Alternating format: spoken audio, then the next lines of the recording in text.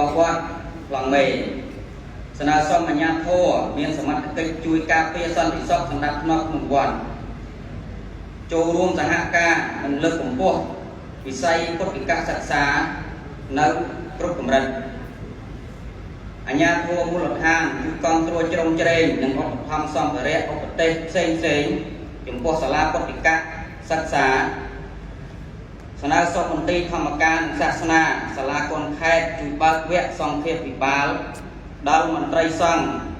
លោកគ្រូចៅអធិការវត្តនិងអាចារ្យគណៈកម្មការវត្តស្នើសុំបង្កើតគណៈកម្មការថ្នាក់ខេត្តទប់ស្កាត់ការបិណ្ឌបាតនិងរៃអង្គាសអនាធិបតេយ្យនៅទីសាធារណៈនិងទីប្រជុំជនជាពិសេសជនខ្លែងភេទសង្ឃស្នើសុំព្រះសង្ឃប្រើប្រាស់ប្រព័ន្ធបច្ចេកវិទ្យាមានការទទួលខុសត្រូវខ្ពស់ព្រះរាជាគណៈព្រះមេគុណខេត្តព្រះធេរានុធេរៈគ្រប់ព្រះអង្គឯកឧត្តមលោកជំទាវលោកស្រីនិងអង្គពិធីទាំងមូលជាទីមេត្រី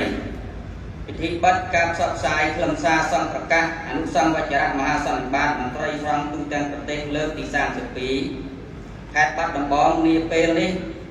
ប្រព្រឹត្តទៅបានយ៉ាងល្អប្រសើរនិងប្រកបដោយលទ្ធផលគួរជាទីមោទនៈដោយមានវត្តមានដ៏គង់ពោះឯកឧត្តមរដ្ឋលេខាធិការក្រសួងធម្មការនិងសាសនាឯកឧត្តមអភិបាលរួមខេត្តបាត់ដំបងព្រះរាជាគណៈព្រះមេគុណខេត្តព្រះគ្រូអនុគុណលោកគ្រូចៅអធិការវត្តឯកឧត្តមលោកជំទាវជាថ្នាក់ដឹកនាំខេត្តនិងប្រធានមន្ត្រីអង្គភាពជុំវិញខេត្តជាចុងបញ្ចប់ខ្ញុំព្រះករុណាអាត្មាភាពសូមថ្លែងអំណរគុណយ៉ាងជ្រាលជ្រៅចំពោះឯកឧត្តមរដ្ឋលេខាធិការក្រសួងធម្មការនិងសាសនាឯកឧត្តមអភិបាលរងខេត្តបាត់ដំបងព្រះរាជាគណៈព្រះមេគុណព្រះគ្រូអនុគុណលោកគ្រូចៅអធិការវត្តឯកឧត្តមលោកជំទាវជាថ្នាក់ដឹកនាំខេត្តប្រធានមន្ត្រីអង្គភាពជុំវិញខេត្តព្រះធេរានុធេរៈគ្រប់ព្រះអង្គលោកស្រីអភិបាលនៃគណៈអភិបាលក្រុងស្រុកនិងអង្គពិធីទាំងមូលដែលបានចំណាយពេលវេលាដ៏មានតម្លៃនិមន្តនិងអញ្ជើញចូលរួមក្នុងពិធីបិទការផ្សព្វផ្សាយខ្លឹមសារសង្ឃប្រកាស